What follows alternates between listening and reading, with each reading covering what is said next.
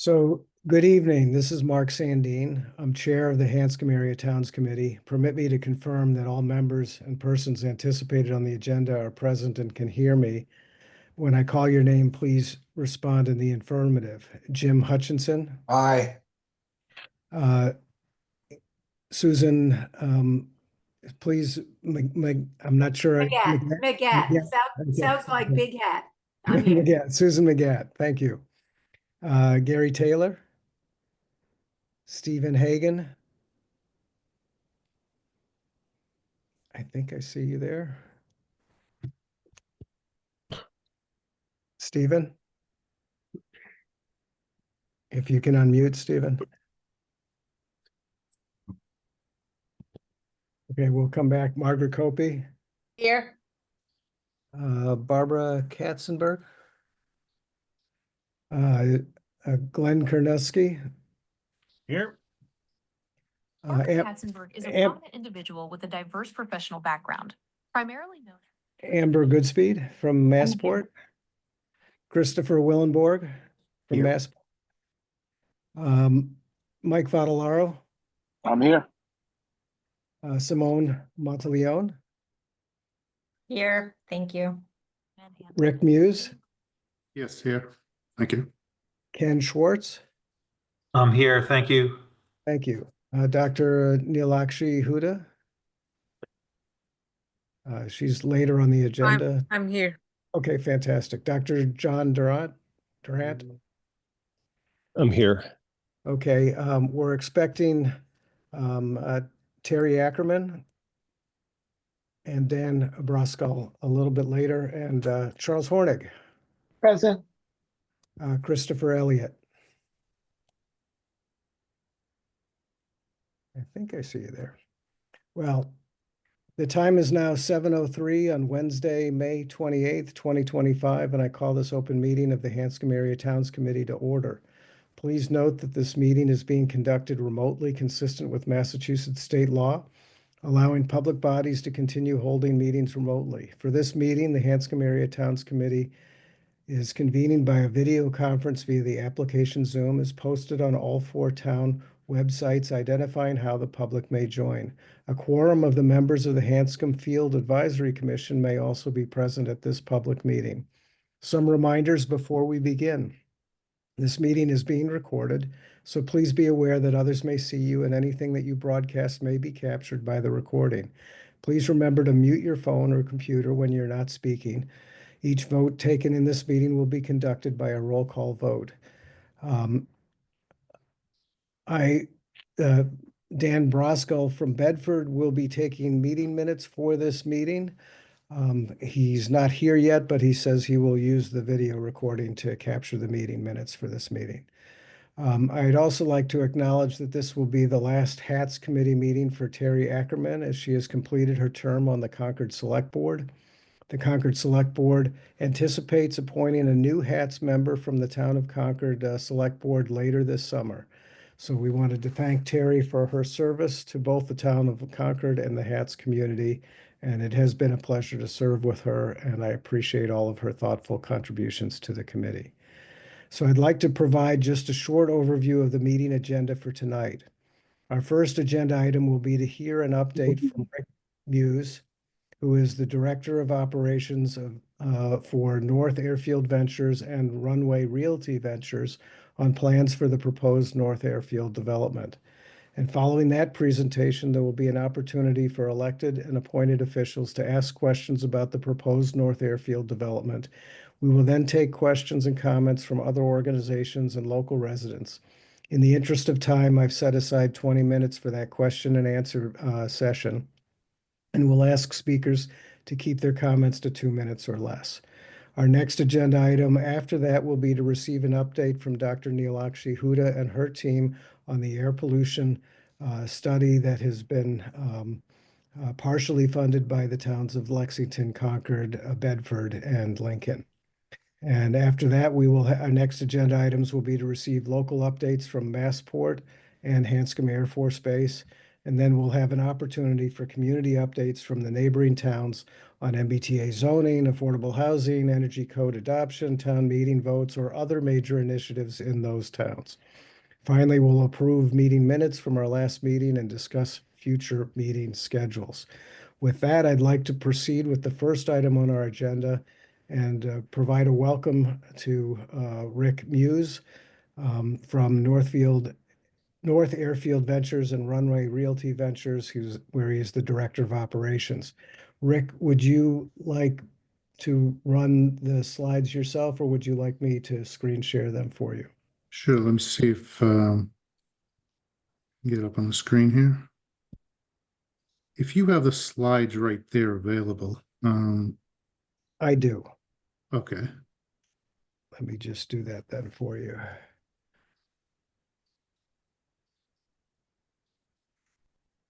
So can everybody see those slides? Yes.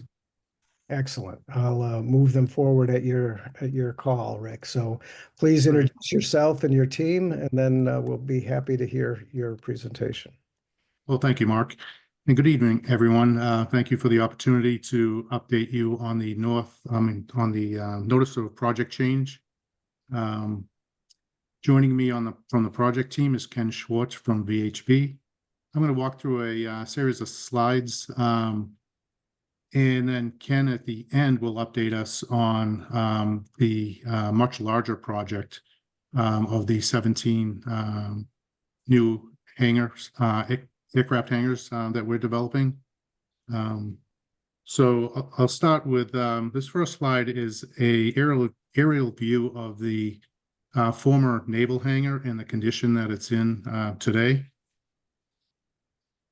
And this naval hangar was part of a much larger project, the North Airfield Development Project, which consisted of 17 new aircraft hangars to the right and left of this Navy hangar. And since last June, the project team has been working on a supplemental that was issued by the MEPR office.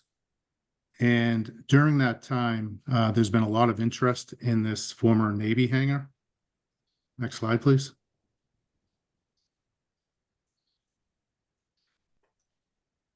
Some of the businesses that have been interested in this former Navy hangar are research and development companies, medical services companies, and specialty delivery services of pharmaceuticals. Next slide, please. The Boston Globe ran an article on April 30th, and it was announcing that Merlin Labs, a research and development company, was interested in securing a long-term lease for this former naval hangar. Next slide, please. And Merlin Labs will be the main tenant, and their lease expires in 2026, and they're looking to consolidate their operations into a single facility. Currently, besides the Hanscom Field Naval Hangar, they're looking at operations are relocating to Rhode Island, New Hampshire, and New York. And the Navy hangar offers the best opportunity to consolidate their office, R&D, and flight testing into one location. And the Navy hangar is their preferred location. Next slide, please. Some of the economic benefits is that this is a great opportunity to bring a major employer to Massachusetts while reestablishing an R&D use of the former naval hangar. We would revive a building that has been vacant for approximately 25 years, creating 100 plus jobs ranging from entry level to high technology and scientific professional jobs, and generate real estate tax revenues for the town of Bedford and income tax revenues for the Commonwealth. Next slide, please.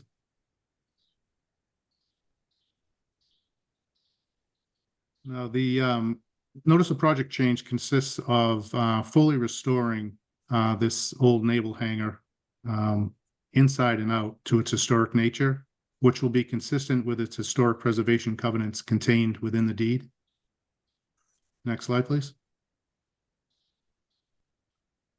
And the Navy hangar development project consists of the full restoration of the Navy hangar for R&D, medical services, and specialty delivery services of pharmaceuticals and other products, not passenger for hire uses.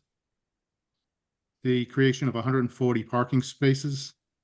The access will be off of Hartwell Road. And we will reconstruct the ramp for aircraft access to the existing taxiway. And the fueling will be provided by an on-airfield provider, which is Signature Aviation. They currently have operations on field, and they will be our servicing partner. So no separate fuel farm or facility will be required for this development. Next slide, please. The main tenant's operations, Merlin, would produce a low volume of flight activities, averaging 1 to 2 flights per day of short duration and limited distance test flights. And these test flights would involve analysis of next generation autonomous flight software using small aircraft. Again, the flights will be of short duration, limited distance, unlike longer distance flights and larger aircraft to be expected with corporate jets. Next slide, please. The project does not trigger any MEPA review thresholds, but MEPA requested us to file a notice of project change for a phase 1 waiver since the development of the Navy hangar parcel was included in the original project. And we anticipate filing the notice of project change in early June, most likely June 2nd.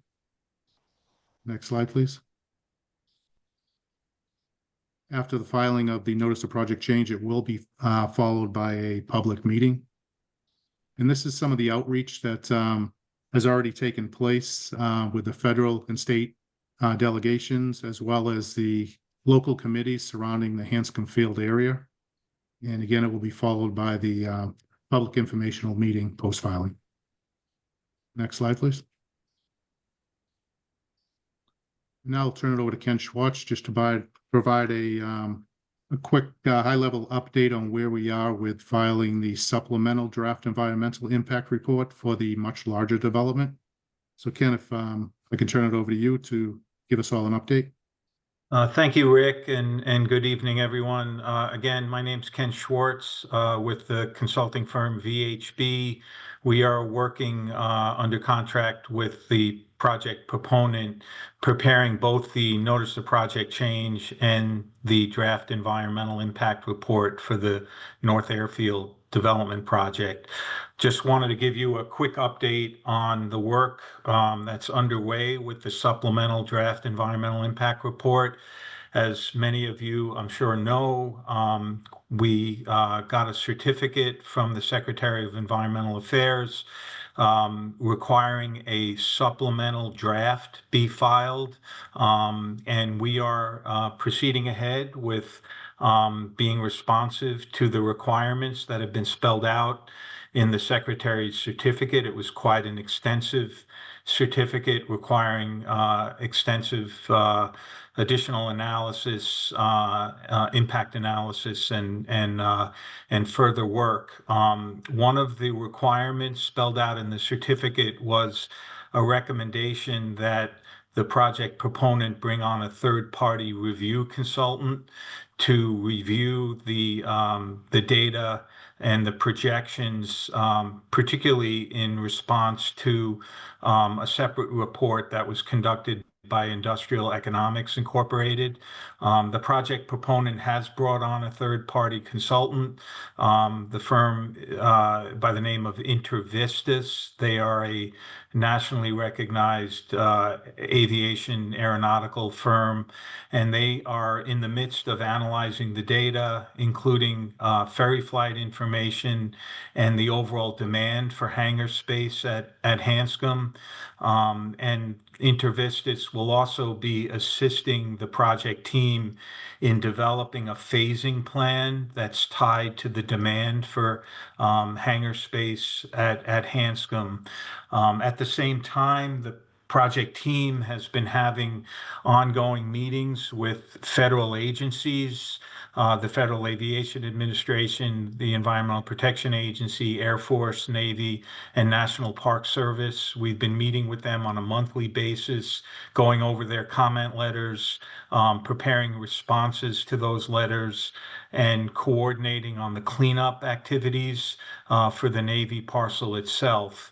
And at this point, we are projecting a schedule that looks at filing the supplemental draft environmental impact report sometime later, late summer, early fall of this year.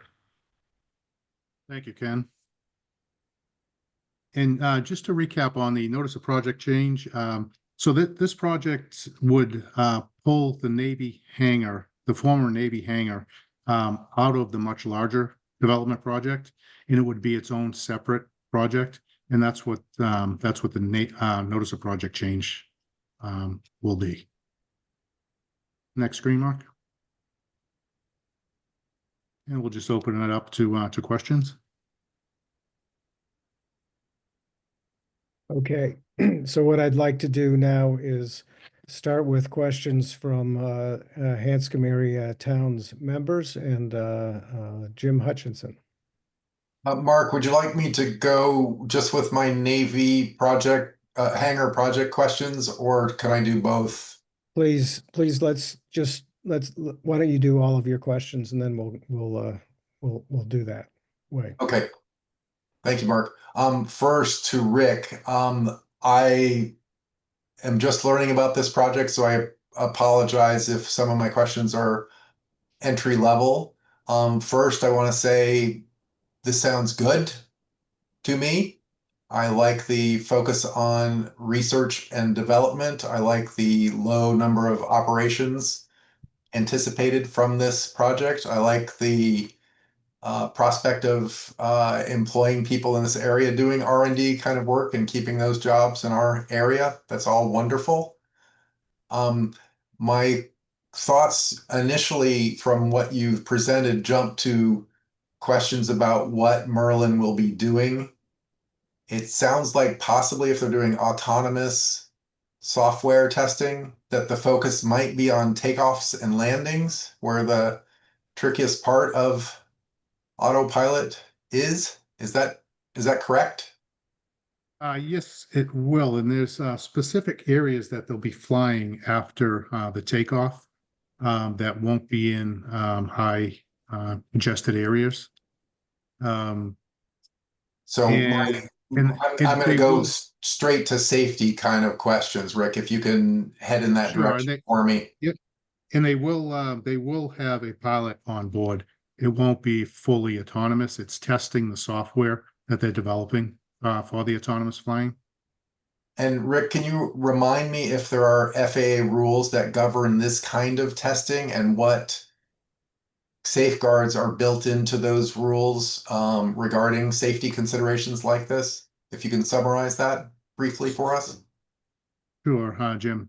So they are required to get approvals from the FAA, and they have to follow strict guidelines from the FAA on flight patterns with their takeoff and landings, and where they're flying in those specific areas. But on the public meeting that we'll have, we will have a representative from Merlin there, and it'll be an operations person that can answer more detailed questions. But they will have to follow strict FAA guidelines. And I guess my final question about the Navy project is there anything in the way that the project's being separated into separate projects restricts the Navy hangar project in terms of future aviation use at that facility or from that facility?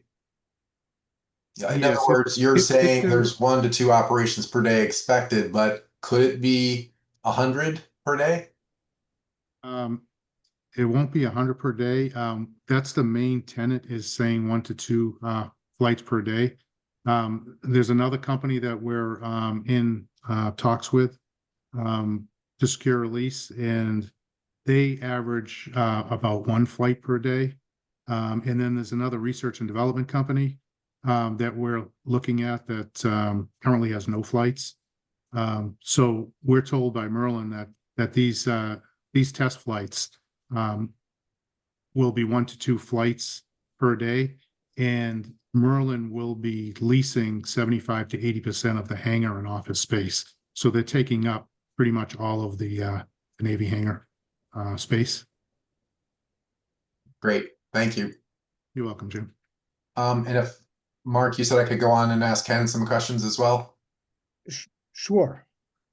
So Ken, if I may, on the bigger development plans, I hear that you're working hard on the supplemental DEIR. That's great. I'm glad that you're taking Secretary Tepper's comments to heart. Could you help me understand the phasing by demand idea a little bit more? Does that mean, I mean, do you have any schedule for what demand is anticipated, or what would the first phase look like? And do you have any details that you can disclose at this point about that phasing idea?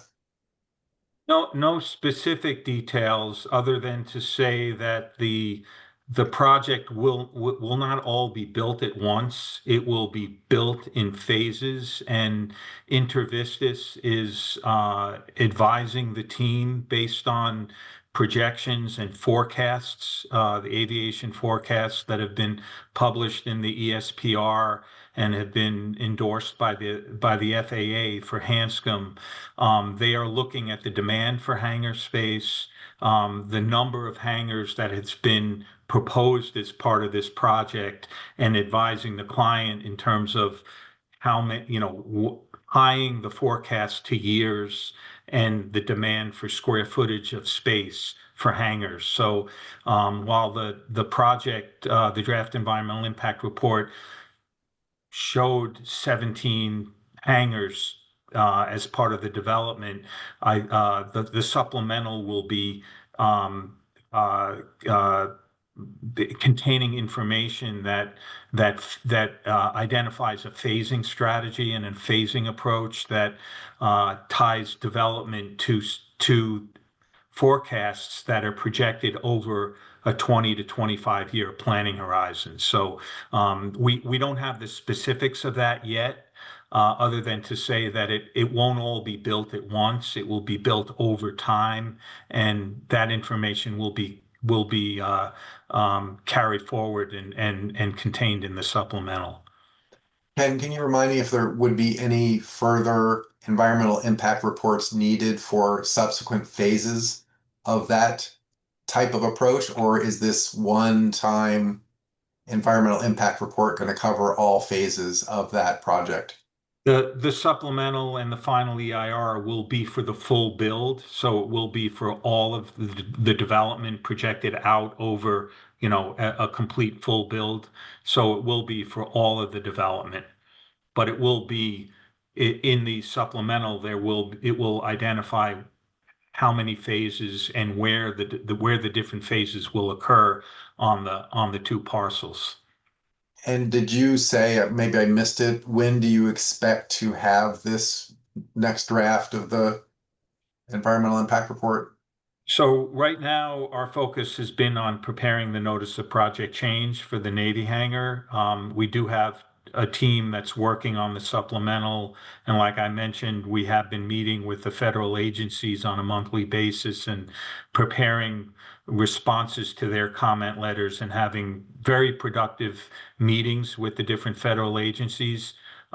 We are working on an overall schedule that would have initial drafts for the internal team to review sometime over the summer. That information would need to be reviewed internally by the project team, by Massport, and then before it gets finalized and submitted. So I would project right now that the document would be ready to be filed probably at the earliest at the end of the summer.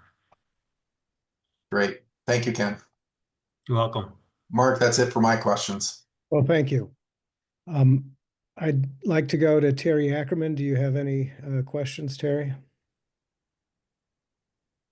I apologize for my technical difficulties earlier. I could not get the Zoom link to load. Thank you, Simone, for sending it again. I did ask most of my questions at the HFAC meeting, and I'm looking forward to hearing back. There was more information we're going to be getting from Merlin. And when Jim was talking, though, I thought of another question. If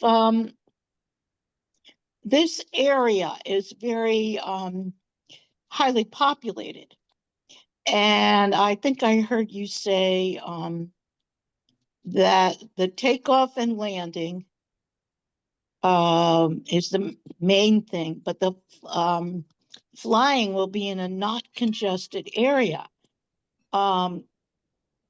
Where is a non-congested area around here?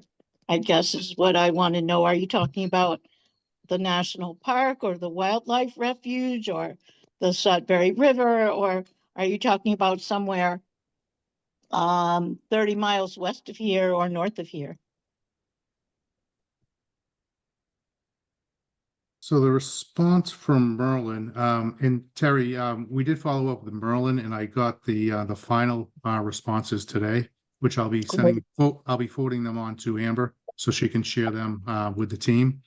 But one of the responses within that was our test flights will take place outside of the Hanscom airport traffic area, primarily to the northwest, northeast, west, and south.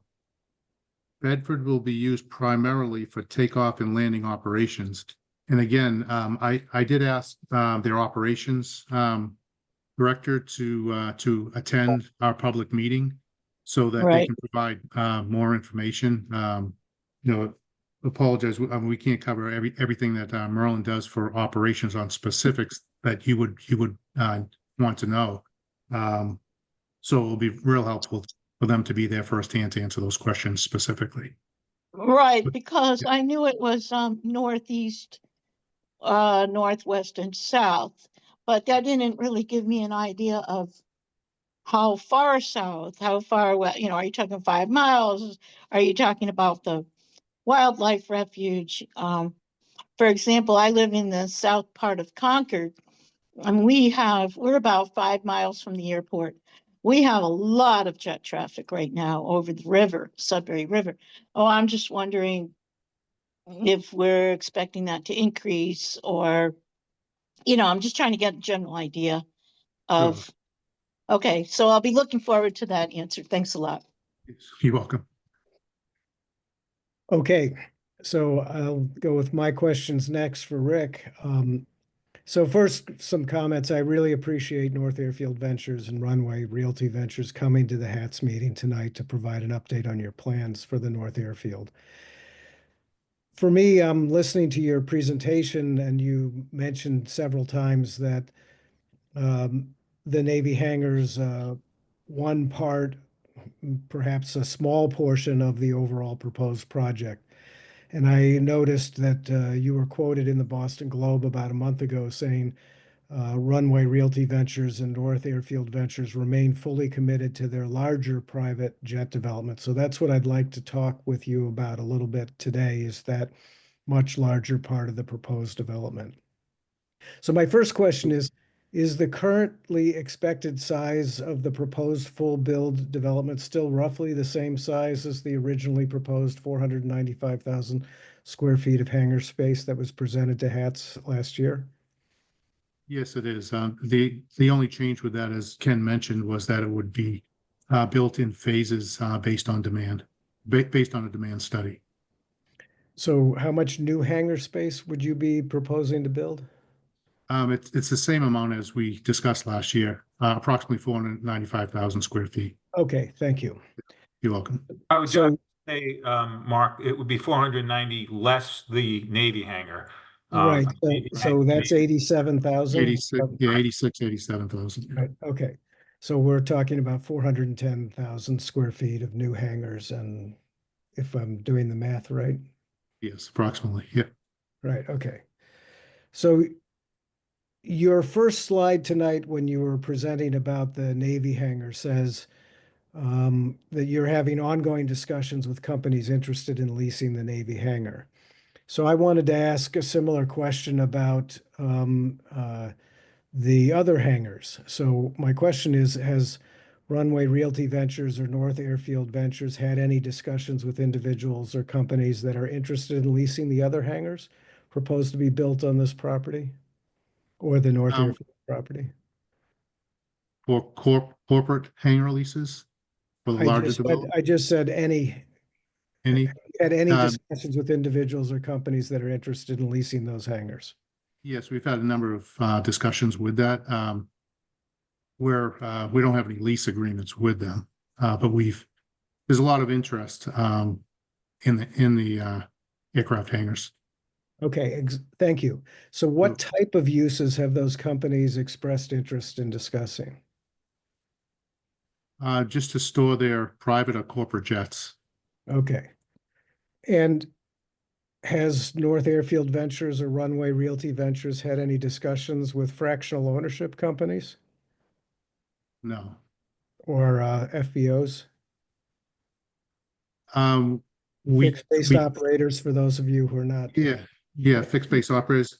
So the major difference between a fixed based operator and this hangar project is that the three fixed based operators that are currently at Hanscom, most of their business is aircrafts that come and go on a daily basis, and they're not tenants. They don't have long-term leases, hangar leases at Hanscom. They fly in and fly back out. This development will just be aircrafts that will have a membership agreement, and they will be long-term tenants of the development. Okay. So they won't be transient aircraft that just come and go on a daily basis. All right. I was just thinking about the comment that you made that you've formed a relationship with Signature on the fuel farm. So I was just wondering if you were looking at a broader relationship beyond just fuel farms with Signature. No, Signature has always been intended to be our service provider for the entire development. But since we're breaking this naval hangar out as a separate development, they'll start off as our service provider for the naval hangar. One of the things that the Hanscom area towns have expressed concerns about to Massport is the increasing number of nighttime operations that we're seeing from the field. So I was wondering if your group, what steps Runway Realty Ventures or North Airfield Ventures might take to limit nighttime operations from these hangars. From the overall development, we won't restrict nighttime flying besides the restrictions that are in place already at Hanscom Field for overnight aircraft arrivals and departures. And we mentioned with the naval hangar, I know you're looking at the larger development, but for the naval hangar, that main tenant, Merlin, operates around the hours, give or take, an hour or two between 9 and 5. Okay, fantastic. So I shouldn't say fantastic for Merlin. I'm concerned about that we're continuing to see significant increase in nighttime operations from the field. So and with no specific restrictions on nighttime operations from new hangars, we would expect to see that rate of increase of nighttime operations increasing if we're adding new aircraft. So that would be a concern of mine. So I wanted to go to the supplemental DEIR next, and still I'm asking questions of Rick primarily here. So is it your intention that North Airfield Ventures and Runway Realty Ventures supplemental DEIR will address the concerns raised in the HATS committee comment letter that we sent dated April 25th? And just to be fair, I'll elaborate a little bit so that you have some background here. So HATS raised concerns that the proposed criteria pollutants that were defined in the DEIR excluded greenhouse gas emissions and ultrafine particulate matter. And HATS also raised concerns that the DEIR proposed a limit analysis of proposed criteria pollutants only to emissions occurring below 3,000 feet. So specifically, my question is, will the SDEIR include measurement and analysis of the full impact of greenhouse gas emissions and particulate matter, including the ultrafine particulate matter, for the entire flight for aircraft operations departing or arriving from the proposed new hangars, and not just the first 3,000 feet, which is typically only 1 minute of a 100-minute flight? Yes, Mark, I can make the comment that all the comments that were submitted will be addressed by the project team and be part of the supplemental. And Ken, maybe I can ask you to elaborate. Will the full impact, as Mark stated, be addressed within that as well, above the 3,000 foot level? So we will be, the supplemental will be responding to all the comment letters that were submitted, and there were many. So we are required to respond to each of the comment letters. The document itself needs to be responsive to the certificate that was issued by the Secretary of Environmental Affairs. So the document itself will contain all the analysis and requirements as spelled out in the Secretary's certificate. And then in addition to that, all comment letters that were submitted on the draft environmental impact report will be responded to. So each individual comment, each letter contains numerous comments and questions. Each of those will be responded to in the supplemental. So I am listening carefully to what you're saying, and responding to may be different than address, providing the analysis that we've requested. So I would hope that the response is that you will provide the analysis that we've requested. I'll look forward to that when you submit the SDEIR. The other thing I would just say is I appreciate the comment that you'll be responding to all of the comments, because the town of Bedford, the town of Concord, the town of Lexington, and the town of Lincoln have all sent specific concerns about the DEIR, and will all 4 towns be looking for substantive ways that your team will be addressing those comments. So my final comment is on this overall emissions that we're requesting in the HATS letter, is that the increased emissions from the proposed jet hangar expansion would generate more emissions, at least in our estimation, than all of the cars and all of the homes in all of Lexington, Concord, Bedford, and Lincoln combined. So that if we're expanding the number of hangars to the full build scenario that we discussed earlier tonight, that would be in essence like adding the emissions from Lexington, Concord, and Bedford and Lincoln together. And so our concern obviously is that there's many people in those towns that are working hard to bring our emissions to zero. And so that's our level of concern. So let me now go to other members of the Hanscom Area Towns Committee, like our planning board members. If you're a planning board member or another member of the Hanscom Area Towns Committee, could you raise your hand if you have any questions that you'd like to ask?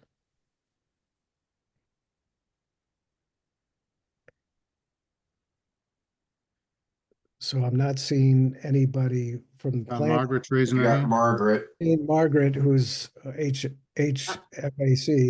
Right, but I'm also a member of HATS from Okay. Lexington. Okay, Right. I have several comments and questions. First of all, the project, the notice of project change, you're saying that's going to file June 2nd. Well, that's next Monday. And then there'll be a public meeting. Are they scheduled yet? Ken, do we secure the date for the public meeting? I think we were still working a few things out, but it looks like it'll probably be towards the end of Yeah. June. And we're- where will it be? It will be a virtual meeting. It will be a virtual meeting, and it will, I believe, we have not confirmed it yet, but we are targeting, I believe it's June 25th. Let me check. 25th or 26th.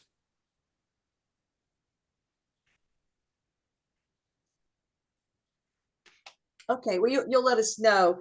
And then is there a 30-day comment period, or is that after that? That will be the public information meeting will be during the public comment Oh, period. so the public comment period will start when you make the filing, Correct. but the public meeting will be when the comment period is almost over. The date that we're looking at is the third week in June.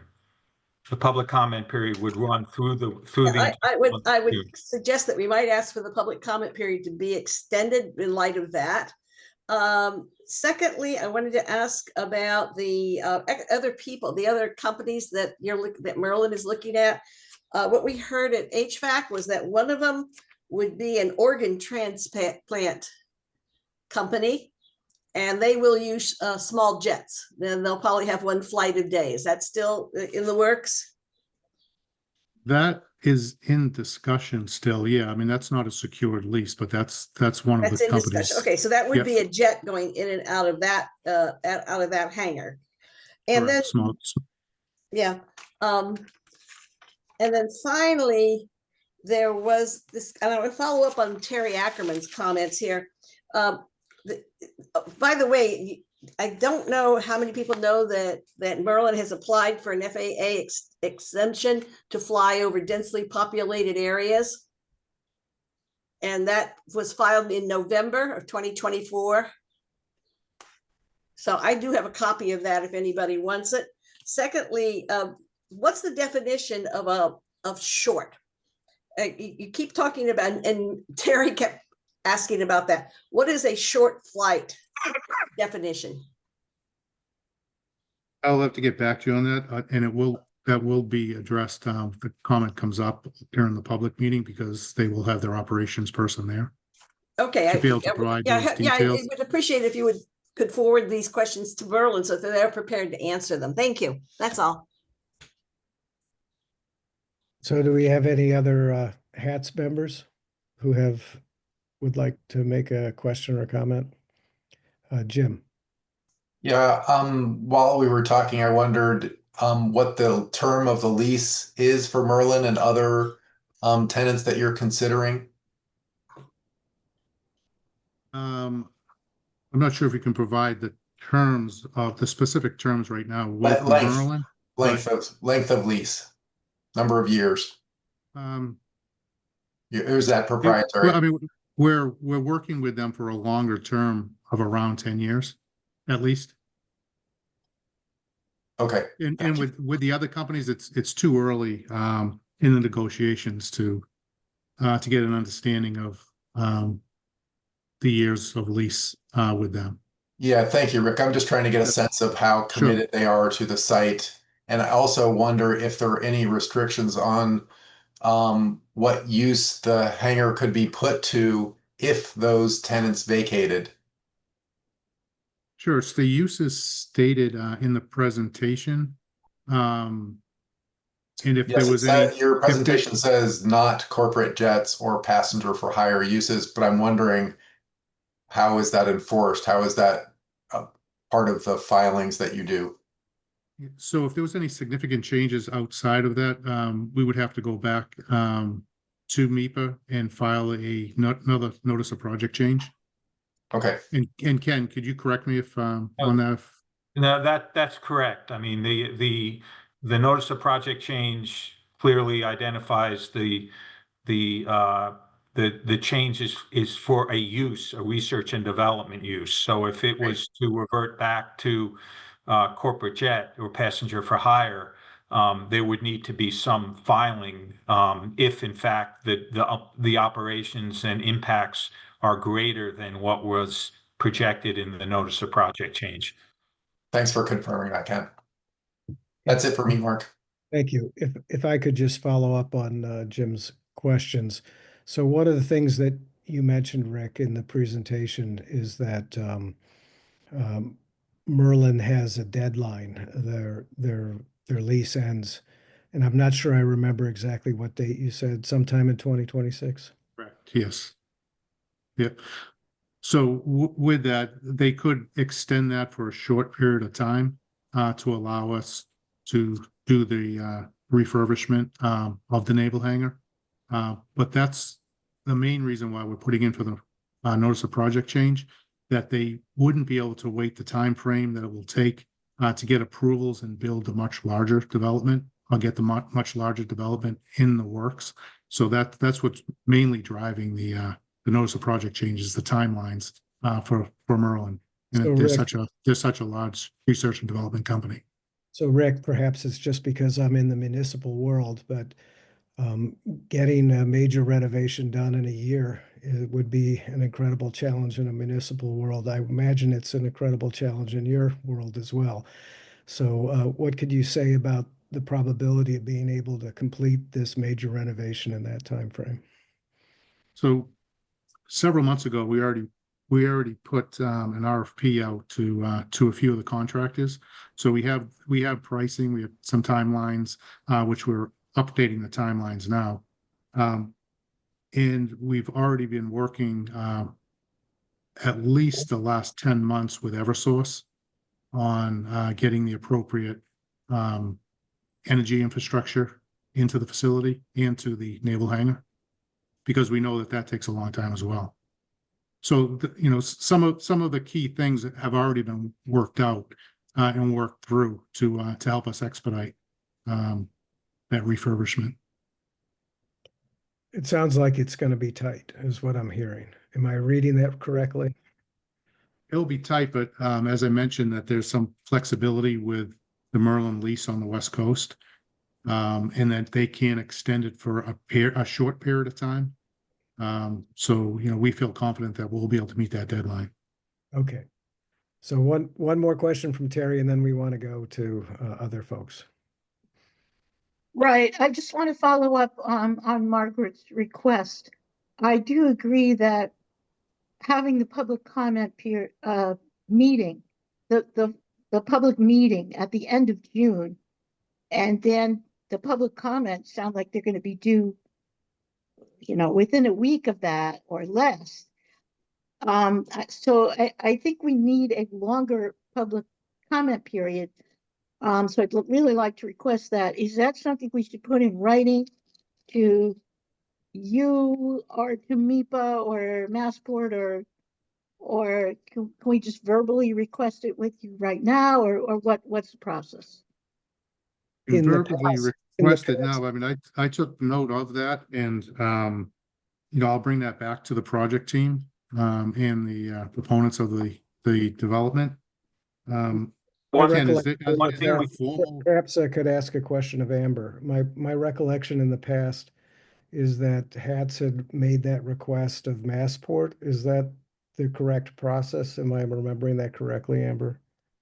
For Massport projects, that is correct, but this is it's their project, so that would be determined by them. But we'll certainly discuss it with them to see if we can extend the public comment period. Thank you for that clarification. The other thing I was just going to offer up is that we could, and again, it's a matter of just scheduling the team, but we can look at moving the public information meeting to earlier in June, soon after we file, rather than towards the end of the comment period. But we can discuss that. So at least for me, that would not be responsive to the request for more time. That would seem to be putting more pressure on folks to get to be able to tell people they need to be at a public meeting in 3 or 4 days would be quite difficult. Right. So I would be concerned about that. I appreciate your flexibility and you're willing to think creatively and out of the box, but perhaps that's moving it the wrong direction would be my first reaction to that. Right, because we really want to respond thoughtfully. If HAT's going to respond, we need to have a 48-hour notice to have a meeting. The same with HFAC. We would like to give you our thoughtful comments. So I really think we need at least 30 days after the public meeting. I appreciate you looking into that request. Thank you. So now we have a lot of hands up. I'm going to go to residents of the Hanscom area towns. And as I mentioned before, we're with a lot of people here and being respectful of the time for people who have come here to present their project. We're going to ask that people limit their comments to 2 minutes. So thank you. We'll start with Dr. Huda. Thank you. I have a quick comment and question. Doesn't have to get answered. But different airports and operations count flights differently. For example, at Santa Monica Airport, if you were doing a test flight, you'd count it as one when wheels take off, but you could be going around the airport several times and just trying to land, but not exactly land, but go right up, rev right up. So those would be the sort of training flights. And all of that counts as one operation for the airport, but on radar, it'll show up many times. So the lived experience is different. So I just want to, when you present your numbers, if you could state what the methodology is specifically of how that one operation is getting counted and who's counting it. Sure, Dr. Huda, that I can tell you now that the flight will be considered one operation at takeoff and one operation at arrival. But it could be going around and trying to land, but that doesn't really touch down and revs right up like training flights do. Right. Yeah, or during the regular operations, and they're in a holding pattern flying around the airport. So they could be flying for hours and hours, like, and just going round and round, but it'll count as one operation. Correct. Okay, thanks for clarifying. So it could be experienced multiple times, like going over the trajectory over and over again for people who are under the flight path. So they'll hear the same flight taking off, coming again and again, but it'll count as one operation. Correct. Unless it was a training flight, which they knew the flight pattern at the time. Otherwise, there's no way of understanding exactly how many times that would circle around, whether it be for weather, an incident at the airport, the aircraft would have to circle around. So you would never know operationally. But you could that flight pattern. But Rick, you could, a pilot and the ATC does log missed approaches. So if you're doing a missed approach, that data is available. And so perhaps you might talk with your team about whether they could report the number of missed approaches. Thank you, Dr. Huda. So we'll go to Simone Monteleone now. Thank you. So this question is for Rick. As it relates to the Navy hangar, will the project team be going for federal rehabilitation tax credits? Yes. Okay, thank you. You're welcome. Okay, and now we'll go to Ann Sobel. Ann Sobel from Lincoln. Mr. Muse, I want to follow up on a question that you answered from Mr. Sandine. Has NetJets reached out to the developers of the North Airfield about establishing a hub at Hanscom?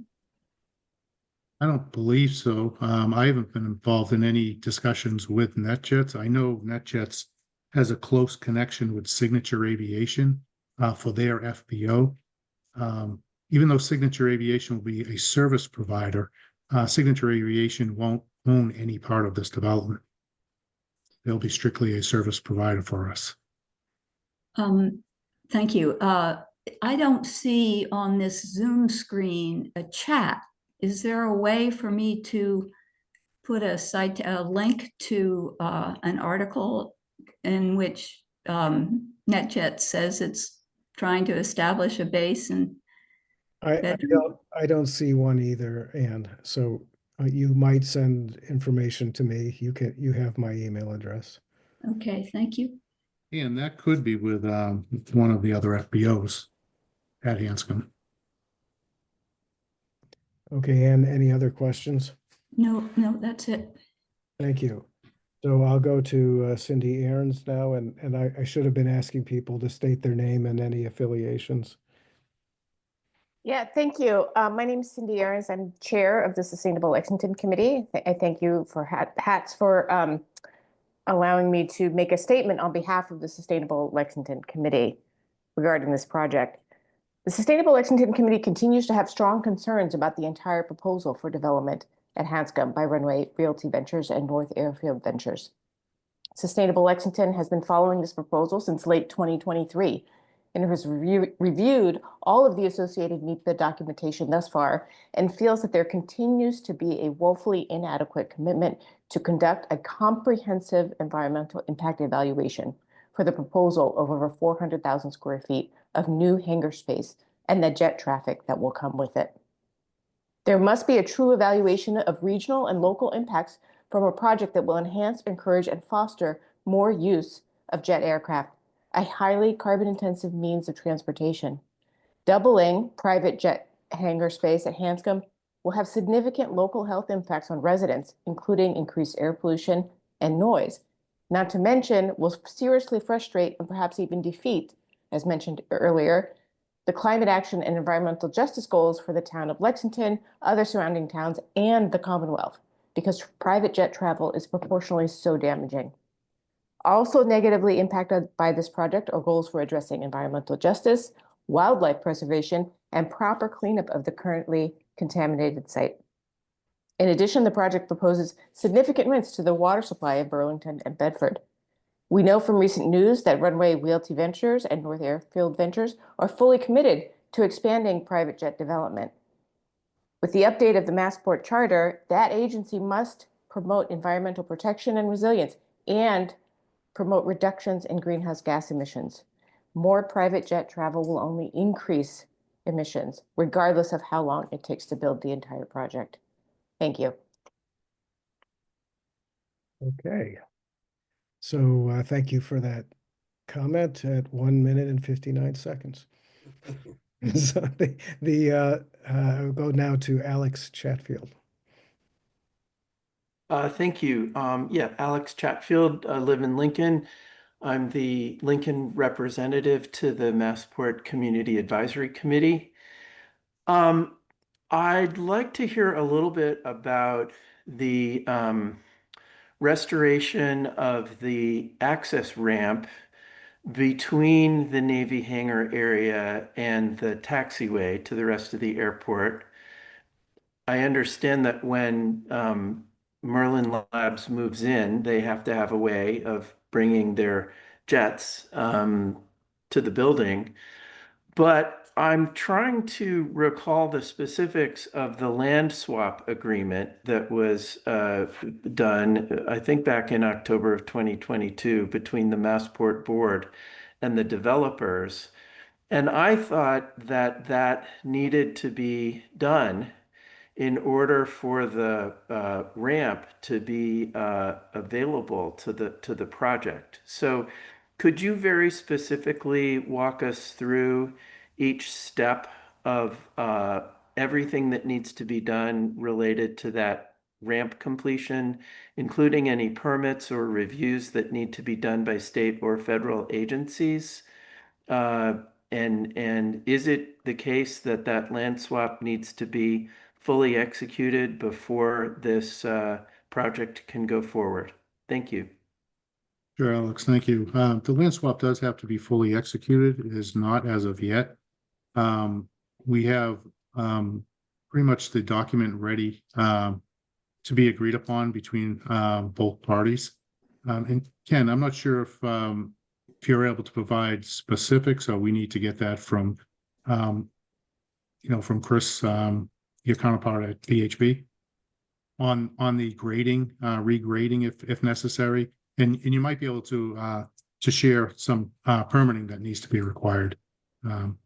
Yeah, for the reconstruction. we can follow up with Chris on the specifics, but the The ramp itself would need, it's in pretty rough shape in terms of, that portion of the site has not been used in quite a while. And so it does need to be, the pavement and the restoration of the ramp itself needs to be, modified and brought up to code and standard. But in terms of the land transfer, there's the Massport legal and the project proponents legal have been actively working on the terms of that.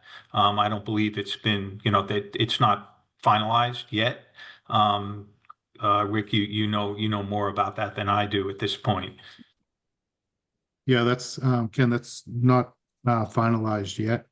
But again, Alex, that document has been written up and pretty much all the details have been worked out between the proponent and Massport for that land exchange. Does it need any federal approval? Ken, are you able to answer that, or Amber? Yeah, if I can, the land swap itself has already been approved by the FAA.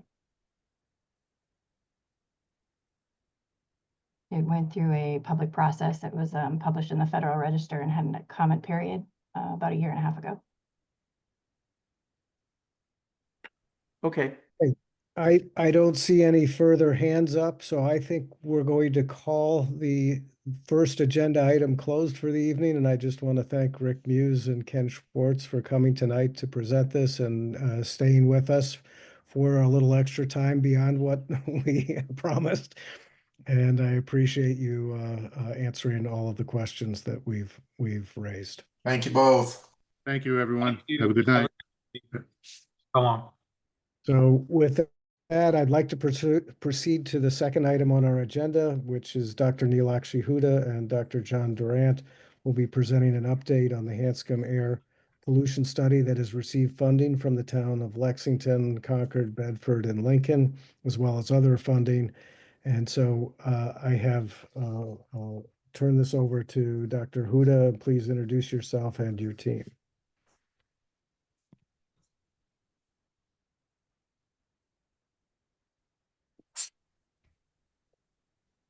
Dr. Huda, you're muted if you're talking to us.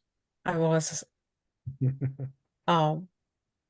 Good evening, everybody. Thank you for this opportunity, Mark, to present an update on the work that we have been doing near Hanscom. I'm a faculty member at Tufts University, Civil and Environmental Engineering. I've focused a lot on characterizing aviation emissions and their impacts on communities near airports. With me are my team members, Dr. Durant, faculty at Tufts, and Dr. Mueller, who just recently graduated from BU School of Public Health. I might ask them to jump in if you have any questions or if I need to check in with them, but they're all present, but I do most of the talking. So we want to update the HATS committee on some new findings from our work. Last time that we met, we presented an update on the winter monitoring that we did. Since then, we've done summer monitoring and we've also made measurements of lead. And I want to take this opportunity to update, but I'll go over the major findings for the benefit of everybody who wasn't present at the last meeting. So we were commissioned by towns of Bedford, Concord. Let me move my screen so I can see this better. We were engaged by towns of Bedford, Concord, Lincoln, and Lexington in coordination with HVAC and MCAC, who paid for this in equal amount to study the air pollution impacts on communities near Hanscom. The goal was to sort of quantify it at the state as is, so we know what the impacts are currently and how they could increase or change if the project goes through. We focused on two things. One, particle number concentrations, which are an excellent proxy of fresh jet emissions. And then we also made measurements of lead because there's also leaded aviation fuel that's burnt at by the flights that take off at Hanscom. Overall, air pollutant exhaust is a complex mixture of pollutants. Depends, as I said before, we focused on ultrafine particles, excellent proxy for emissions that are coming from the burning of jet A or jet fuel, and then also focused on leaded emissions because they come from planes that use leaded aviation gasoline. Overall, it seems like about 3/4 or 73% of the activity at Hanscom is jet airplanes that use jet fuel, but there is a reasonable amount of piston engines as well that operate. We focus on ultrafine particles, which are defined as particles that are really small, about 100 nanometers or smaller. These are smaller than the size of an average virus. Because they are very small, they have the ability to penetrate deeper into our lungs or even cross the nasal pathway as we breathe. The key term that's associated with their health effects is basically systemic inflammation. What are they composed of? Essentially, when Jet A burns, there could be a little soot core at the middle of the particles, and then that particle gets coated with everything that it comes in contact with. So there would be an elemental core that's showed here on the right-hand side, and then comes in contact with gases or anything else that's coming out of that complex mixture, and they sort of absorb onto that surface. And some part of it could be lead, if lead's being burned. Our monitoring plan that we undertook was that we'll do the monitoring in 2 phases. We monitored during winter, spring in phase 1. The dates here are shown on the bottom axis. Then we monitored again in summer and fall. The idea was that leaded aviation is used more during summer flights. When the weather is good, that's when we see those smaller flights. So let's make sure that we monitor during summer and fall, particularly if you're interested in understanding what the lead emissions are. This was the flight activity during the time that our campaign ran, wherein Sean, the blue line showing the median or the average of the daily flights. You can see what that is. And then the scatter plot just shows the average per day. And the blue line showing the trend overall. In addition to ultrafine particles being an excellent proxy of the emissions and where those emissions are impacting air quality at ground level, they're health relevant. And because they're health relevant, the World Health Organization has issued some good practice statements on ultrafine particles to guide decision makers and researchers towards thinking of measures that can reduce ambient ultrafine concentrations. And I'm going to show you here what is a low number and what is a high number that they've sort of proposed based on good practices, based on those good practice guidelines. A low ultrafine particle scenario could be something that's less than 1,000 particles per centimeter cube. That's really clean. That's like indoor air, even in indoor air in a clean room. A high concentration scenario could be greater than 10,000 particles per centimeter cube on average during 24-hour period, so daily mean, or for a short period, like looking at an acute exposure, greater than 20,000. I want to give you those numbers so that these concentrations the concentrations that I show at other sites make sense to you in terms of what's high, what's low. That being said, there are no ambient air standards in US for ultrafine particles, but there are these guidelines to sort of guide us as to what's high and what's low. I guess we all know that there is no such thing as a safe blood lead level that has been identified by US CDC or EPA. Quite recently in 2023, EPA also issued an endangerment finding that lead emissions from piston engine aircraft cause or contribute to air pollution, which might get rolled back. However, it was issued last year, or 2023. So when we conducted our finding, what did we find within those 4 communities wherein we did measurements at around 9 sites in 2 different seasons, which I think is a really good starting look at the situation. We found that generally the highest concentrations of ultrafine particles occurred at sites when these sites were downwind of the airport, especially when there was like moderate wind speed and in combination with flight activity. These concentrations often exceeded the World Health Organization guidelines at several of the sites. And I'll give you the exact numbers on the slide that follows. We also measured elevated levels of indicators associated with piston engine aircraft emissions across all monitoring sites.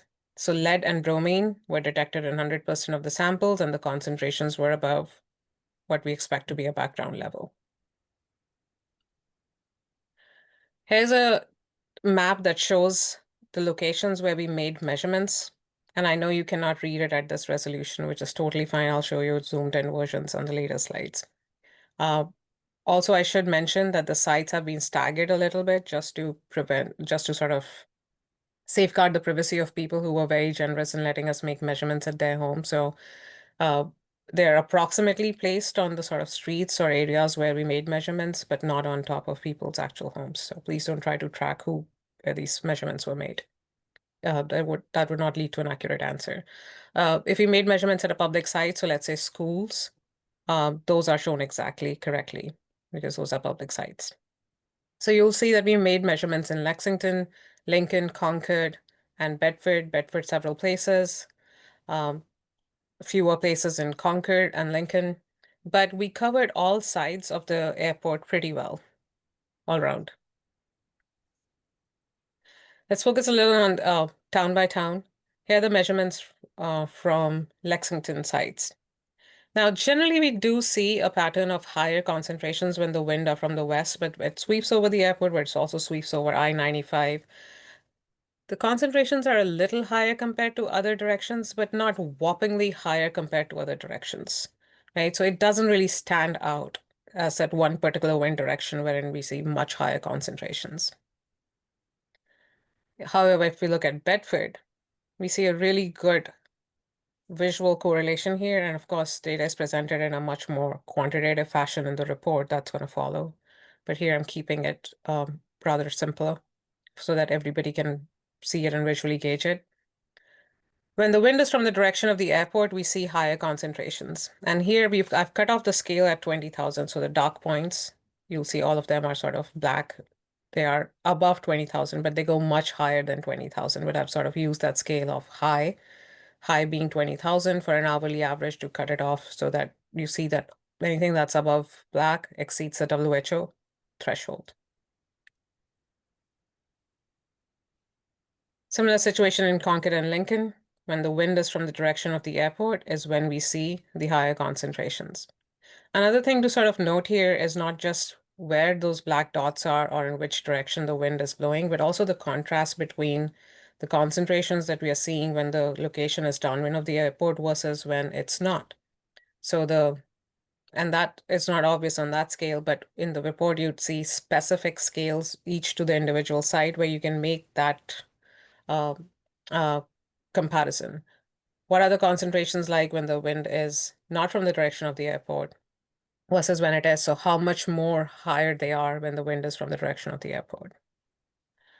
We'll also present data that's split into what we call limited LTO or nighttime LTO versus regular daytime LTO when we have more flights, because it doesn't make sense to like average up all the data when there are no flights and then look at the impact sector winds, like when the wind is from the direction of the airport, but there are no flights, of course, the concentration is going to be lower, right? So it doesn't make sense to average all that. So we sort it out, make sure there's wind is blowing from the direction of the airport, but there's also flight activity at the airport at that time.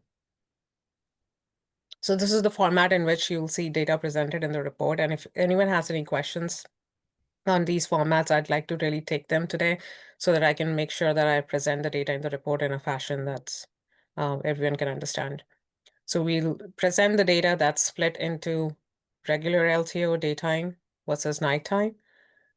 Also then split into three kind of wind regimes: when the wind is sort of calm, when the wind is such that the site is downwind of the airport, versus when the wind is not downwind of the airport, when the site is not downwind of the airport. And if we happen to have two campaigns at a particular site, those would be differentiated too. So winter and spring is being differentiated from the summer and fall. So at this site in Bedford, we can obviously see that when the wind is from the direction of the airport, the concentrations are much higher than when the wind is not. Generally, during summer and fall campaign, the concentrations were higher than during winter and spring. We have more flight activity during summer and fall as well. This site is a little complicated because we are very close to the airport. So when you're very close to a source and the wind is calm, that area just sort of saturates and builds up with emission. So you can expect higher concentrations even during calm winds. But as you go further and further out from the airport, then it takes wind to transport that pollution that's generated at airport, or for that matter, any source, to then travel downwind. So as you go further and further downwind, you'd need wind to see higher concentrations. But if those locations are really close to the source, you can see higher concentrations even during calm winds. It's just lack of dispersion that leads to those higher concentrations. Here we have attempted to sort of summarize how often do we see an exceedance from the low or the high threshold for 1 hour and 24-hour that has been proposed by World Health Organization at various sites that we made measurements at. Again, the data is being split by, you can see the numbers for all the data. So 20, just doesn't matter which way the wind is blowing, whatever our campaign average was that we measured. That data, all data, then we start splitting the data into calm wind versus impact sector, IS, which is when the wind is such that it impacts the site, or non-impact sector. We see much higher frequency of exceedance at locations in Bedford that are really close to the airport. As we go further and further away, we'll see higher exceedances only during impact sector. If you're really close, you can see it during calm winds as well as impact sector. And there are certain locations wherein if the wind is blowing from the impact sector or from downwind of the airport, like you could see about 80% of the data exceeds the standards, or guidelines for that matter, not standards. Switching over to lead, we made gravimetric measurements, which means we put a filter out. We have a pump that sort of pulls all the air through the filter.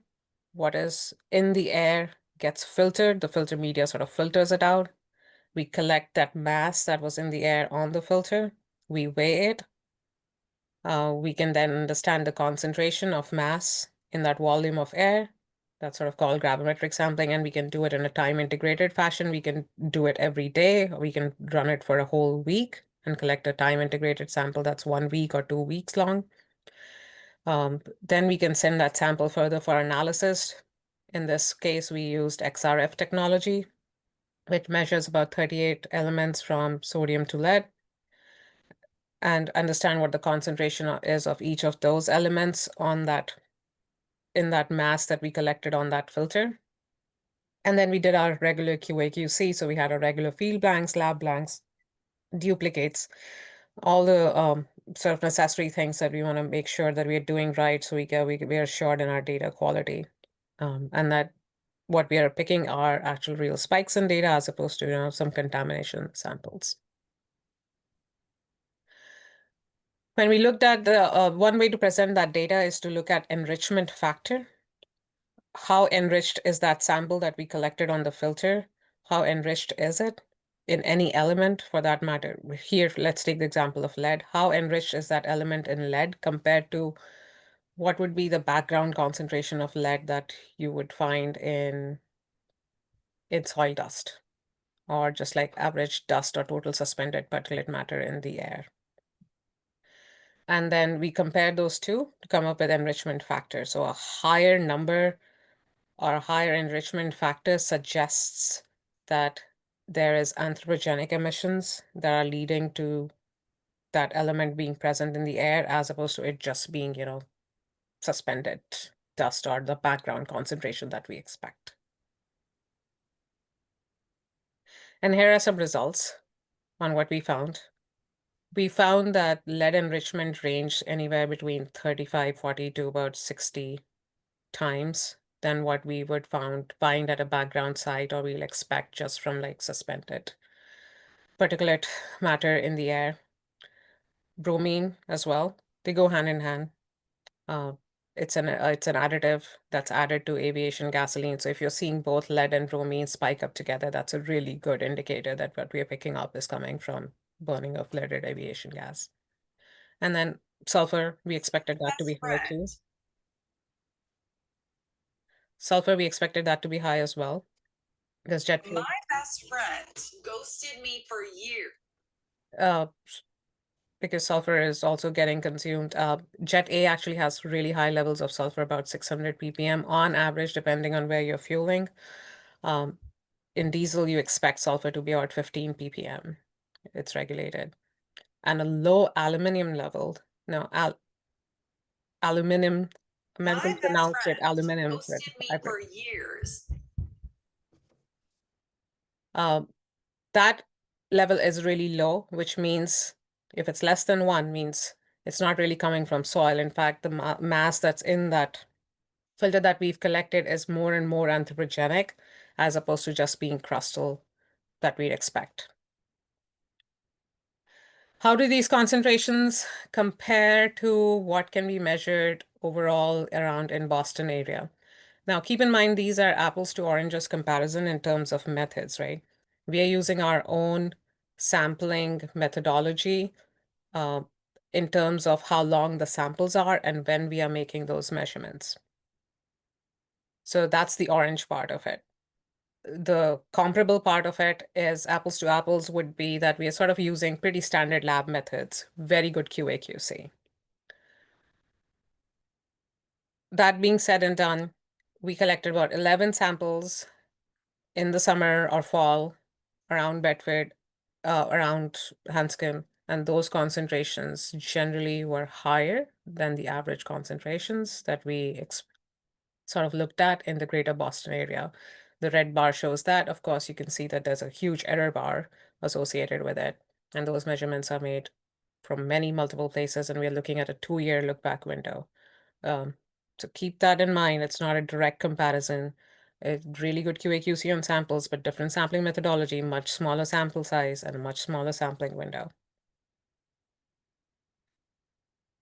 The next steps for us are to write all this up and submit our final report to HVAC in June of 2025, where we'd be summarizing our findings for ultrafine particles as well as the metals analysis that we did.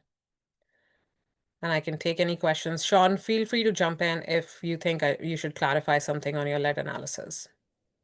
Sean is the lead on that.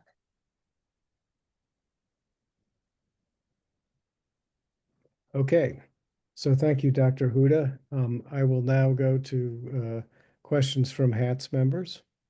Any comments or questions?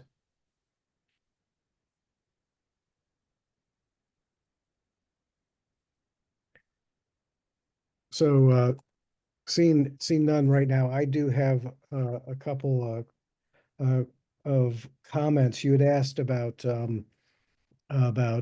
graphics and sort of labeling of graphics. So it was not clear at all to me what IS meant and NIS meant on the graphics. So it was not obvious to me. So if there's some explanation, even when you explained that it's impact sector or non-impact sector, that is not exactly clear to me either, that means that the wind is coming from the airport or the wind isn't coming from the airport. So if you could put some kind of explanation on the chart that an average someone who's never looked at this before might understand. The next comment I have is a comment. It's just sort of an eyebrow raising comment.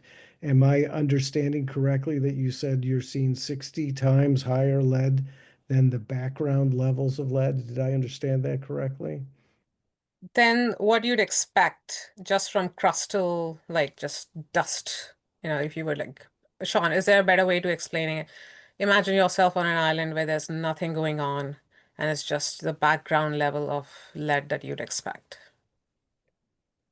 Like So if I lead is was, a naturally occurring element, so it's already in the soil. So that's why we want to use that as our basis. And the idea is if what we measured in the air was exactly what was in the soil, that means it's just dust resuspension. But the fact that we were seeing 30 to 60 times higher levels in the air gives us some belief that this could be coming from an anthropogenic source and not just simply dust resuspension from lead that's already naturally occurring. so the second question I had was, so that sounds easy to understand that we're seeing 30 to 60 times higher than what we're seeing in our soils and our air. But what I was having trouble squaring in my mind was the next slide that said we're seeing maybe 2x more than at the Boston EPA site, or 1.5 times more than the Boston EPA site. So I'm struggling with the 30 times more versus the 1.5 times more, and I'm trying to figure out how to think about those two results at the same time. So 30 times more compared to this, absolutely isolated island somewhere, which would be representative of the world background, right? And you said like our soil. I should clarify now, our soils, because of all the leaded aviation that has been burnt, are likely also enriched in lead, Okay. right? So our soils are more enriched in lead, like, but this was not a soil study. But if we were to do that, I'm pretty sure we'll find higher concentration because so much lead's being burnt around here. And so the lead is probably coming from not only aviation, but from years of automobile pollution before we got rid of lead in automobiles. Okay. So yeah, so that lead sort of is generally there around sort of in our environment. It takes many, many years for that to sort of go away. But you're right that so compared to a absolute background, clean background, we are seeing 60 times. But compared to what we see on average in the greater Boston area, let's say we are seeing somewhat higher, like twofold higher. Now, where are those lead measurements made in Boston area is a question, right? So those measurements, Sean, can you explain where they are made and why we pulled up that data and what we are comparing to and what is that average? Yeah, so those are from the Harrison Ave site that's operated by Mass DEP. That is like kilometers away from Logan Airport or really many other major potential lead sources. And so, as we are trying to not just show how enriched are the lead levels, but what is the actual concentration, it's helpful to put it in context to say, what are the lead concentrations at sites right next to Hanscom Airport, Hanscom Field, versus an urbanized area like Boston, where there is a lower level of piston engine aircraft activity. Or none. So, Mark, Yeah. that's going to your question of like, we live in this lead enriched environment, right? So, how do I differentiate how much higher it is at Hanscom versus the general lead enriched environment that we live in? So, let's look at a Boston site, and it's not just any site, it's actually one of the sites that's part of EPA's speciation trend network. So every 6 day they collect a sample using similar methods, they analyze it. So it's a pretty good sort of urban background understanding of what the lead concentrations are in Boston area. Okay. So my next comment, completely changing subjects, is you are showing the ultrafine particulate concentrations, and there's dramatic differences between what the results you're seeing in the 4 different towns. And at least if I'm understanding correctly, am I understanding that correctly before I draw that conclusion? Are there dramatic differences in 4 towns? In certain towns, in Bedford, if you look at the concentration when the wind is from the direction of the airport versus not, that would be a dramatic difference. Right. In Lexington, it wouldn't be so dramatic. Exactly. Concord, Lincoln, it is somewhat So dramatic. my question is, when we're seeing these different results for Lexington versus Bedford, for example, is your report going to make some recommendations or some um, conclusions maybe about how people in Bedford and Lexington should think about these results? Yes.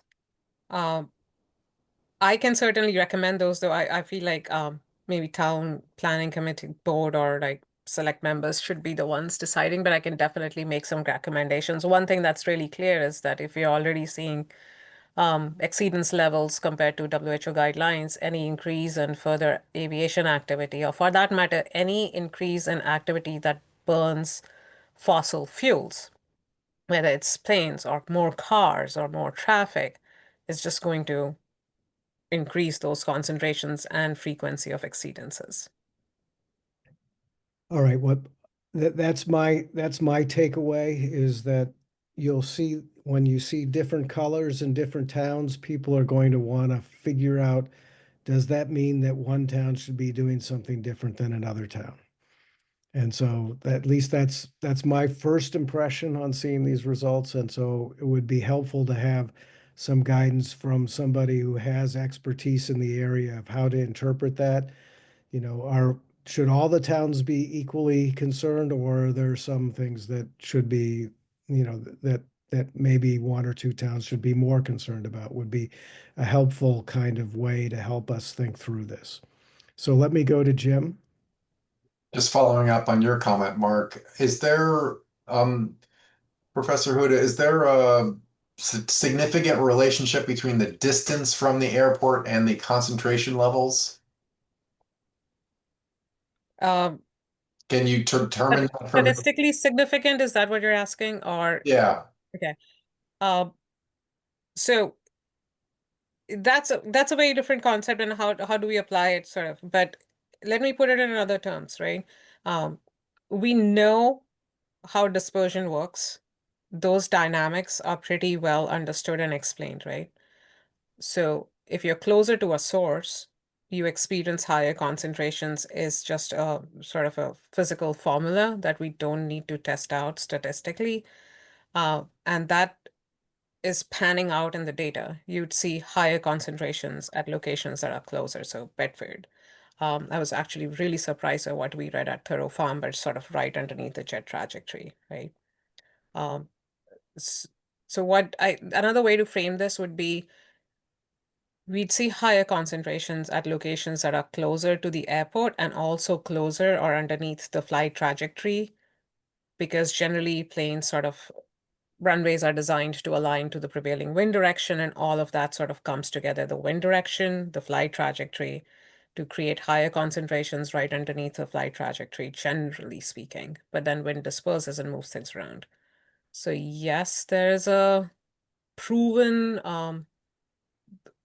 I guess I'm wondering if you could make a map that was sort of an extrapolation or a interpolation of your sites to show the expected concentration levels in all areas of our towns rather than just at the test sites. Great point. So I focused on showing stationary site data today, but we did make some mobile monitoring runs because it's difficult to interpolate and fill out all these gaps in the data with just few sites. Otherwise, you'll need a whole bunch of sites. So the get around is to like take a car and drive around and make measurements everywhere. And some of those maps are already in the draft report, but you'd see more of them. And that's how you sort of map out what's the spatial extent of it. Okay, the wind's blowing from a certain direction. How far out from the airport can I still distinguish the impact significantly or sort of, now I'm sort of using the word significant metaphorically. How can I distinguish that there's a significant impact compared to what I would expect the background to be? Great. Yeah, The thing I was thinking of is there any change since you've been doing this work at the national level on whether there's ever going to be any criterion for these exposures, or whether there's other efforts in other parts of the country to monitor or regulate? For the world. There have been changes, not in the direction there should be. But another thing that I should mention is, one thing that I really noticed recently, I was commissioned to do some work by EPA at another airport in Midwest, where I had this chance to make measurements really close to Atlantic Aviation, was operating its flights. And those are smaller planes compared to the big commercial jet planes, right? I was surprised at how much pollution comes out of them. It's not hugely different in terms of ultrafine particles. So I didn't answer your question, but I wanted to like say something new that I've discovered. It's the smaller engines, actually the bigger engines are somehow like easier to control, and they have much better technology, right? It's the smaller engines that sort of really Okay. don't burn as clean as the bigger engine would. Interesting. Well, we have So a like lot. smaller isn't better when it comes to lower emissions necessarily. A lot more smaller engines because they're cheaper. So so I'd like to just conclude with one final comment that is really a comment from Secretary Tepper. So Secretary Tepper, as she put in the response to the DEIR, she said the SDEIR should address the suggestion and comments from environmental monitoring partners from this particular study if those results were available by the time of the finding. So I'm very encouraged to see that you say that you're going to publish in June of 2025. I wouldn't want you to take any comments or suggestions that I've made or other people have made that would delay you by a month or two, because I think the point we're asking you to do this is so that the results can be used as part of the evaluation process in this supplemental DEIR. So I would, anything that you can do that doesn't delay you in publishing your results sounds wonderful to me. Oh, But anything that we're asking here today that might delay you a month or two, I would be highly advising, highly recommending that you publish and get this out, because this information is critical for the success of the SDEIR. Oh, thank you for clarifying that, Mark. I was actually waiting to like hear back, because the comment did say that we should get that we're addressing the DEIR comments, they should get the data. And I was like waiting for that email to come. Like, when is that email gonna come? They're gonna ask for the data, and it hasn't come. So the data is processed. I'm Right. happy to exchange data if they want to use it and redo the analysis, but I can also make it publicly available with the report. So My recommendation would be that you get to the point where you're able to publish as soon as you can. Publish is a technical, where you can provide the data is probably a better way to say it. Send that to both Secretary Tepper as well as to the proponents, and to HATS as well, so that we're all aware that this information is now public. And then we can point back to Secretary Tepper's comment that said if it's available by the time of the filing, then they're required to take that into account in the SDEIR. So I would love to see that all the work that you've done for the past year and a half, and it's groundbreaking work, I really appreciate it, is actually going to be used in the evaluation of this particular proposal. absolutely. Yep. Does anybody else have any other comments? I know we're past our time. We said we would be done. We still have a number of other agenda items. Are there anybody else who'd like to make a comment? Seeing none, I will move on to our next item on our agenda, which is Massport updates. So Amber, could you provide us with a status update of anything that you have that you would like to say that we haven't already discussed tonight? Absolutely. It's been a couple months since I've seen you last. So our updates for projects in the airport involve the completion of our salt storage shed. So that project has been completed, and then our Hanscom Field terminal facility is beginning to be renovated. We're making several updates to it to bring it up to code and bring it up to today's security expectations. So that's going to take course well over a year. We're starting this month with the installation of ADA ramps at both our east and west entrances of the terminal building. The next update that I have is that our high mast pole lights that are on the airport are all going to be replaced with more energy efficient LED lighting. And that project will take place over the course of this summer and well into the fall, probably close to winter this year. But I skipped probably the most important update that I have. I brought with me our new airport director, Christopher Willenberg, and if you'll allow him a second to introduce himself, I'd love for him to do that. Absolutely. I'd love to hear from Christopher, and welcome aboard. Thank you. No, I appreciate the opportunity to join the committee this evening. And thank you, Amber, for the update so far from Hanscom Field. So I've been here at Hanscom for about a month and a half. Prior to joining Hanscom Field team, I was the airport manager at Westfield Barnes Regional Airport, which is located in Western Massachusetts. That airport is similar to Hanscom. It's a Part 139 certificated airport. It's a civilian-owned facility by the city of Westfield. There's a airport commission. The military is also a tenant there. We had sport team charters out there, as well as corporate and business aviation activities at the facility. I was there during 2 different time periods. I was there for a total of 14 and a half years. But I also served as state director for MassDOT Aeronautics Division from 2009 through 2016, and also have worked in the private sector in airport consulting with Airport Solutions Group. So I have over 25 years of experience, primarily in airport management, and very happy to be part of the team and look forward to working with your group. So thank you for the opportunity. So perhaps, Chris, after you get your feet under you a little bit, you might be willing to come back and say maybe 6 months or so and give us an update on what you're thinking and your direction for the future. Might that be something that would be a reasonable thing to put on our agenda? Yes. Well, thank you so much. I appreciate it. You're probably drinking from a fire hose right now, and I appreciate that, and welcome aboard. Thank you.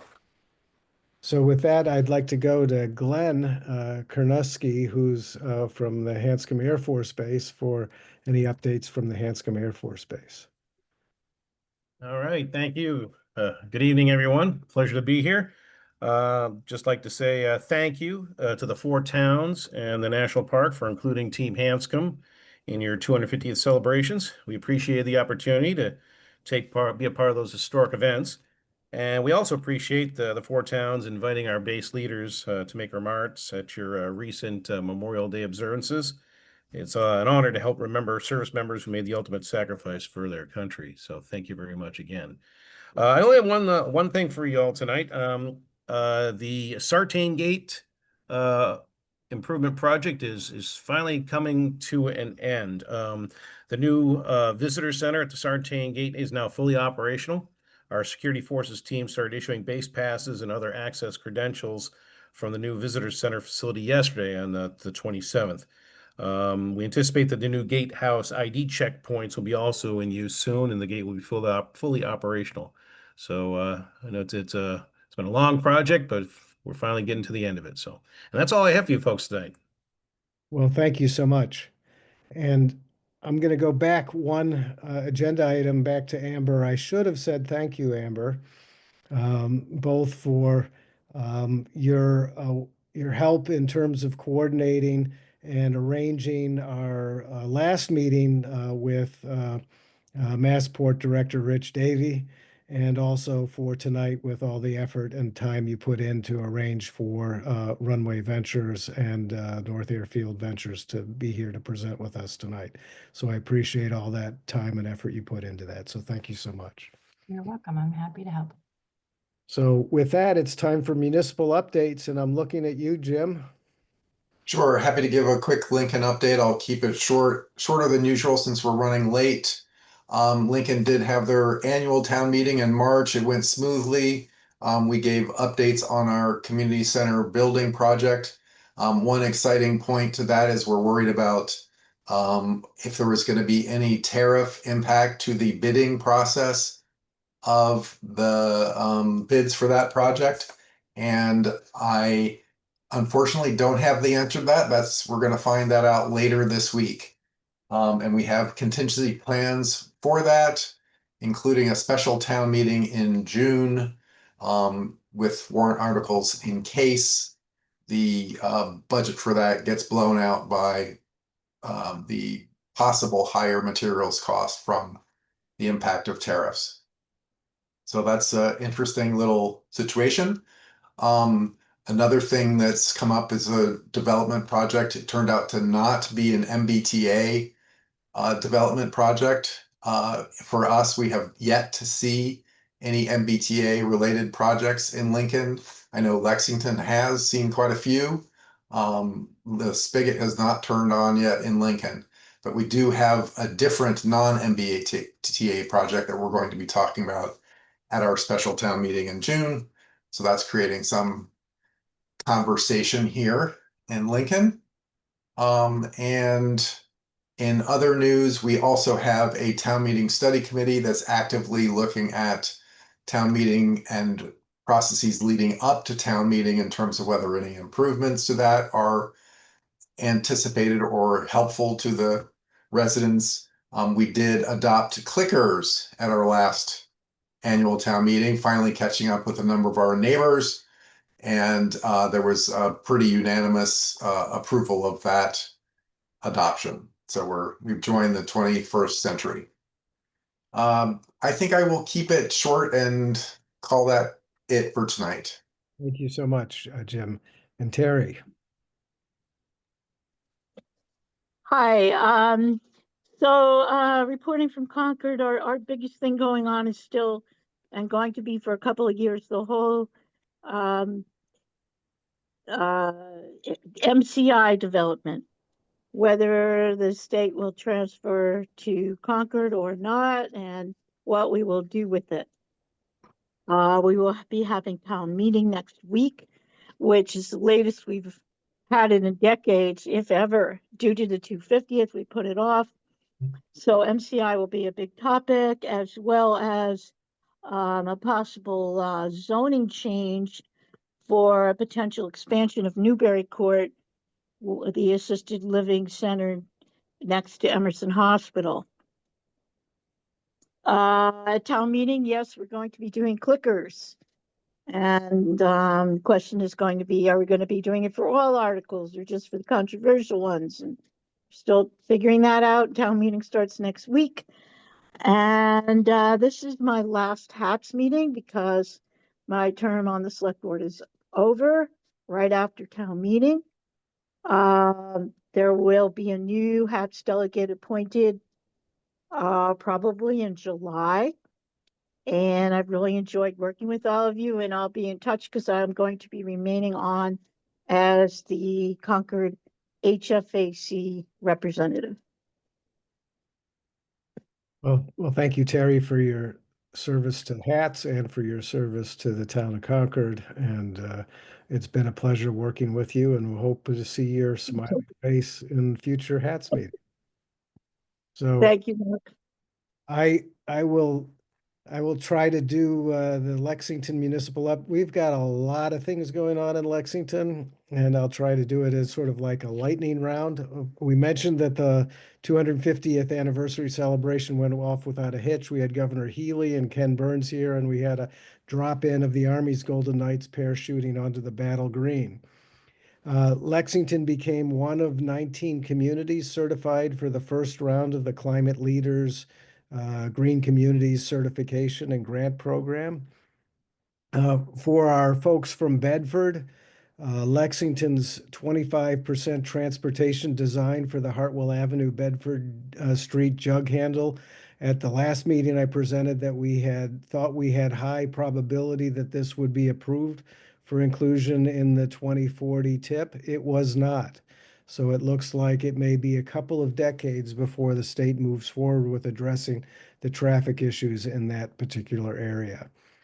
There's been a lot, as Jim mentioned, there's been a lot of activity since our last HATS meeting on the MBTA community zoning. The town has received 10 proposals to create approximately 1,100 units, including 160 inclusionary units. 7 proposals for 844 units have been approved by the planning board, with 442 of those units being proposed near the Bedford Street and Hartwell Avenue intersection near our neighbors in Bedford.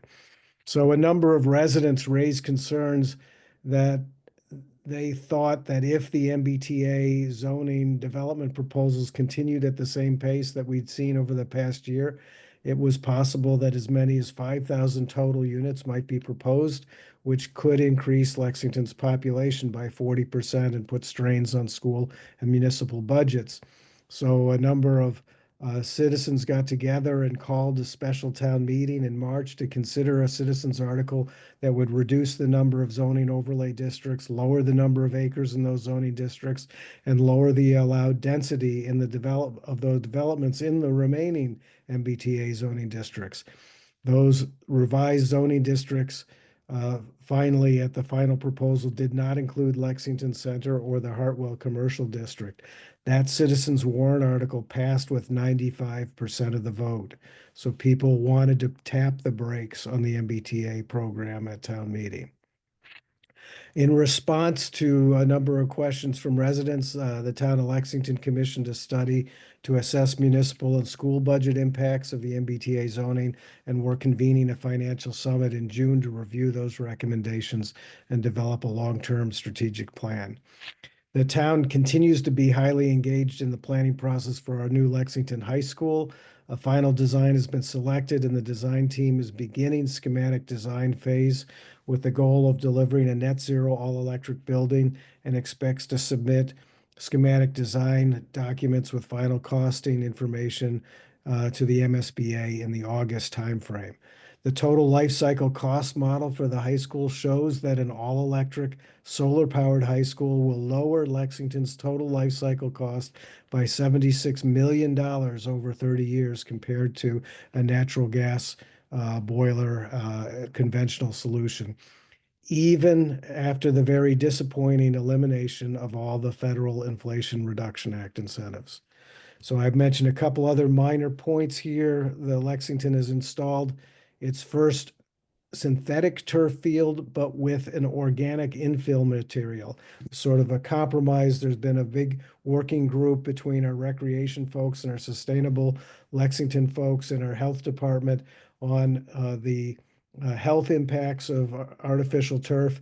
And so the solution that was made for this first field was we would switch from a crumb rubber infill to an infill made with wood instead of crumb rubber. Both the high school and the new the old Harrington School was town meeting voted to demolish the old Harrington School and build new recreation fields on that site. But those groups' effort led to that being a natural grass proposal. So those are the things that I have on my municipal update. Any other questions, comments? Sure. With that, then I would like to say that we would like to approve the meeting minutes from the September 5th, 2024 HATS meeting. So moved. So, Jim? I move we approve those minutes. Yes, and do you vote yes? Oh, yeah, sorry, yes. Terry? Yes. I vote yes. So the meetings are approved. So the next thing I would just like to talk about would be. But Mark, what happened to the January 28th minutes? I'm sorry. I meant to say I have notes from my old meeting here. So we're excuse me. Your approving the notes. agenda says January 28th. I think that's what we all meant. Yes, that's what I meant. I'm sorry. My meeting notes did a cut and paste error here. So unless there's objection, I'd like to entertain a motion to approve the meeting minutes from January 28th, 2025. Excuse Friendly amendment accepted. I vote yes. Me too. Okay, thank you. So the next thing I would like to talk about before we adjourn is potential meeting dates for our next meetings. And I was looking at, I'm sorry, here. Do we think that there might be an opportunity to have a meeting on July 24th or August 21st or 28th? How do those? So those are going to be difficult for me, Mark. Okay, Um, why don't we take this offline, Jim and I can take. can we do a poll offline about this? I was going to suggest that we consider early September. Okay, Because we definitely want to have a meeting shortly after SDR is submitted, if it is submitted.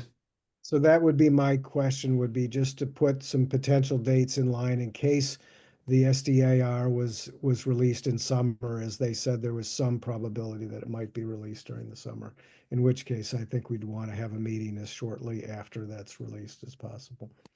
So anyway, Well, what we'll about, take, what about the comment period for the Merlin Labs that's coming right up? And we don't have that date yet, but it's going to be before July, right? That's a good point. So, So maybe we should try to do something in early July that's more around the Navy hangar comments. is June 26th a possibility? July 10th a possibility? July 10 works for me. Okay. All right, I'll put that down as a tentative for right now. With that, I would take a motion to adjourn. So moved. Second, Okay, Jim, Yes. Terry, yes. and I'm a yes. The meeting's adjourned at 8:56 p.m. And I want to thank everybody for your participation tonight. And I'm sorry we ran a little bit over, but I thought we had a lot of good discussions tonight. So thank you so much for sticking with us. Thank you all. Good night. Good night. Thank you, Mark. Thank you, Jim.